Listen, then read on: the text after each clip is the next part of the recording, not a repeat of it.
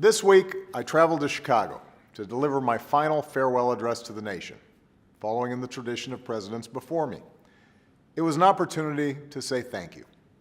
Whether we've seen eye to eye or rarely agreed at all, my conversations with you, the American people, in living rooms and schools, at farms and on factory floors, at diners and on distant military outposts, all these conversations are what have kept me honest, kept me inspired, and kept me going. Every day, I learned from you. You made me a better president, and you made me a better man. Over the course of these 8 years, I've seen the goodness, the resilience, and the hope of the American people. I've seen neighbors looking out for each other as we rescued our economy from the worst crisis of our lifetimes. I've hugged cancer survivors who finally know the security of affordable health care. I've seen communities like Joplin rebuild from disaster, and cities like Boston show the world that no terrorist will ever break the American spirit. I've seen the hopeful faces of young graduates and our newest military officers. I've mourned with grieving families searching for answers, and I found grace in a Charleston church. I've seen our scientists help a paralyzed man regain his sense of touch, and our wounded warriors walk again. I've seen our doctors and volunteers rebuild after earthquakes and stop pandemics in their tracks.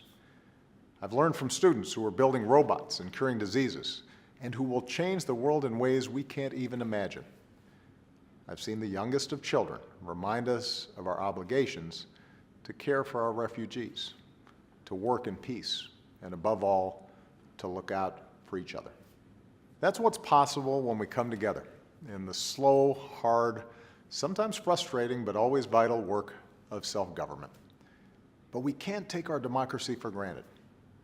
All of us, regardless of party, should throw ourselves into the work of citizenship, not just when there's an election, not just when our own narrow interest is at stake, but over the full span of a lifetime.